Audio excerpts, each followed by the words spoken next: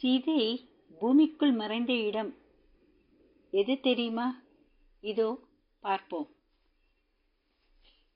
ராமாயண பெருங்காப்பியம் சொல்லும் அறவழிகள் ஏராளம். அதே சமயம் அவற்றை மக்களுக்கு உணர்த்த வந்த இறை அவதாரங்களான ராமர், சீதை, லக்ஷ்மணன், பரதன், சத்ருகுணன் ஆகியோர் அடைந்த துன்பங்களோ அதைவிட ஏராளம். அதிலும் சீதா பிராட்டி பட்ட துயரம் சொல்லி தீராது. சீதா பிராட்டியின் முதற்கட்ட வாழ்க்கை இனிமையாகத்தான் இருந்தது. ராமபிரான் கரம் பற்றிய பின் அது பன்மடங்கு இனியதாக மாறியதும் உண்மை. ஆனால் ராவணனால் அபகரிக்கப்பட்ட அத்தனையும் தலைகீழாய் மாறிப்போனது. அசோகவனத்தில் அவள் அனுபவித்த கொடுமை கொஞ்சமல்ல. உலகங்கள் யாவும் என் சொல்லினால் சுடுவேன், அது தூயவன் வில்லின் ஆற்றலுக்கு மாசென்று வீசினேன் என சீதையின் நிலையை சொல்கிறார் கம்பர். தன் சொல்லாலேயே உலகங்களையெல்லாம் எரிக்கவல்ல ஜானகி தேவி அத்தனை துயரத்திலும் அந்த ஆற்றலை பயன்படுத்தவில்லை. ராமனால் மீட்கப்பட்டு அவன் வில்லுக்கு பெருமை சேர்க்க வேண்டும் என்பதற்காகவே பெருந்துன்பங்களையும் தாங்கிக் கொண்டு உயிரையும் விடாமல் காத்திருந்தாள். அவள் நினைத்தது நடந்தது. ராமன் அம்புகள் அரக்கர்கள் அழித்தன. சீதையும் விடுவிக்கப்பட்டாள். நெடும் பிரிவுக்கு பின் மணாளனை கண்ட மகிழ்ச்சியை அவளால் வெகுநேரம் அனுபவிக்க முடியவில்லை. அக்னி பரீட்சை என்னும் சோதனை அப்போதே ஆட்கொண்டது. அதிலிருந்து மீண்ட சீதையால் சில காலம் மட்டுமே நிம்மதியுடன் இருக்க முடிந்தது. யாரோ ஒரு குடிமகன் சொன்ன பழிசொல் சீதையின் வாழ்வில் பெரும் துயரமலையை கொண்டு வந்து போட்டது. எந்த கணவனின் நினைவாலேயே அனுதினமும் வாழ்ந்தாளோ அந்த ராமனாலேயே காட்டுக்கு அனுப்பப்பட்டாள் சீதா பிராட்டி. அதுவும் கருவுற்ற நிலையில். கானகத்தில் இருந்த வால்மீகி முனிவரின் ஆசிரமத்தில் அவளது பிற்கால வாழ்க்கை கழிந்தது. ஜனக மன்னனின் மகளாக பிறந்தவள், தசரத சக்கரவர்த்தியின் மருமகளாக ஆனவள், எதிர்பாராற்ற ராஜாராமனின் பத்தினியாக வந்தவள் தற்போது கானகத்தில் ஒரு ஏழை பெண்ணின் எளிய வாழ்க்கையை மேற்கொண்டாள். கானக வாழ்க்கை என்பது சீதைக்கு பழக்கப்பட்டதுதான்.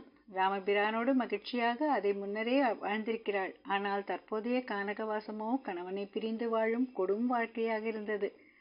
அங்கே அவளுக்கு ஆறுதல் தந்தவர்கள் கானகத்தில் பிறந்த சீதா ராமபுத்திரர்களான லவனும் குச்சனும் தான். அந்த வாழ்வுக்கும் ஒரு இறுதி வந்தது. அயோத்தியில் ஸ்ரீராமன் அஸ்வமேத யாகம் நடத்தினார். அதற்கான யாக குதிரை பல நாடுகளுக்கு சென்று வரும்.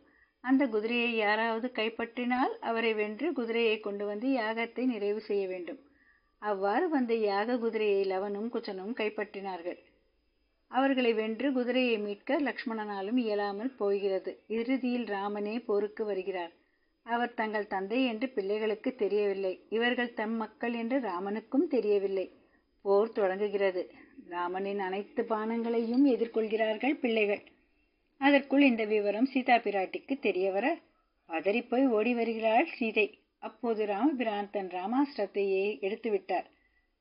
சீதா பிராட்டின் ஓலம் அவரை ஸ்தம்பிக்க செய்கிறது. நெடுநாள் பிரிந்திருக்க கணவனை போர்க்கோலத்தில், அதுவும் தன் பிள்ளைகளுக்கு எதிராக காணுகிறாள் சீதை.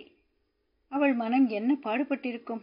அங்கே போர் நின்று விடுகிறது. உண்மையை உணர்ந்த பிள்ளைகள் தந்தையின் பாதம் பணிகிறார்கள். தந்தையும் தன் வாரிசுகளை மார்புற தழுவி பேரானந்தம் அடைகிறார். அங்கே தனியாக நிற்கிறாள் சீதை. ராமபிரானுடன் அயோத்தி செல்ல அவள் விரும்பவில்லை. தான் பரிசுத்தமானவள் என்பதை நிரூபிக்க வேண்டிய கடமை இன்னும் மிச்சமிருப்பதை உணர்கிறாள். அதுவும் தனக்காக இல்லை, தன் கணவனுக்காக. அப்போதுதான் எந்த பூமித்தாயின் மடியிலிருந்து பிறந்தாளோ அந்த பூமித்தாயை அழைக்கிறாள். தாயே பூமி மாதா, என் கணவரின் திருவடிகளையே நான் எப்போதும் எண்ணியிருந்தது உண்மையானால், என் மணாளனின் திருநாமத்தை எப்போதும் உள்ளத்தில் உச்சரிக்க வண்ணமிருந்தது உண்மையானால் என்னை உனக்குள் ஏற்றுக்கொள் என்கிறாள். அடுத்த கணம் அது நடக்கிறது. வானமும் பூமியும் நடுங்கும் வண்ணம் பேரோசை உண்டாகிறது. சிவ பார்வதி தரிசனம் காண்கிறாள் சீதை. அடுத்து பூமி பிளவுபடுகிறது. அதிலிருந்து வெளிப்பட்ட பொன்னாசனத்தில் அமர்ந்திருக்கும் பூமாதேவி சீதா பிராட்டியை தன்னோடு அமர வைத்து தழுவிக்கொள்கிறாள். ஆசனம் பூமிக்குள் சென்று மறைய பூமி முன்போல மூடிக்கொள்கிறது. பாரத பூமியை புனிதப்படுத்த வந்த சீதா என்னும் மாபெரும் தியாகத்தின் சகாப்தம் அங்கே நிறைவு பெறுகிறது. உத்தர ராமாயணம் கூறும் இந்த சம்பவம் நடந்த இடம் தற்போது உத்தரப்பிரதேச மாநிலத்தில் உள்ள சீதா சமாஹி ஸ்தல் என்று அழைக்கிறார்கள். அதாவது சீதா பிராட்டி பூரணமடைந்த தலம். இங்கே சீதைக்கென்று ஒரு ஆலயம் அமைந்துள்ளது. 3 பக்கமும் குளம், ஒரு பக்கம் கோவில். ஆலயத்தில் உள்ள சீதையின் சிற்பம் எல்லா நிகழ்வுகளையும் நமக்கு உணர்த்திவிடும். உயிரோவியமாக திகழ்கிறது. இந்த ஆலயம் சுமார் 20 ஆண்டுகளுக்கு முன் கட்டப்பட்டிருப்பது அதற்கு முன் வெட்ட வெளியாக இருந்த இடத்தையே பக்தர்கள் தரிசித்து வந்தார்கள். ஆலயத்தின் அருகே கைலையில் சிவன் வீற்றிருப்பது போன்ற தோற்றம் அமைக்கப்பட்டுள்ளது. ஆஞ்சநேயரின் திருவுருவமும் உள்ளது. இங்கிருந்து 1/2 கிலோமீட்டர் தூரத்தில் வால்மீகி ஆசிரமம் உள்ளது. அங்கே சிவலிங்க பிரதிஷ்டையும் ஆஞ்சநேயர், வால்மீகி, லவன், குச்சன் உருவங்களும் உள்ளன. இந்த தலத்திற்கு செல்லும்போது மாபெரும் தியாகத்தின், அன்பின், கருணையின் மடியில் இருப்பதாகவே உணர்கிறோம். ஜெய் சீதாராம்.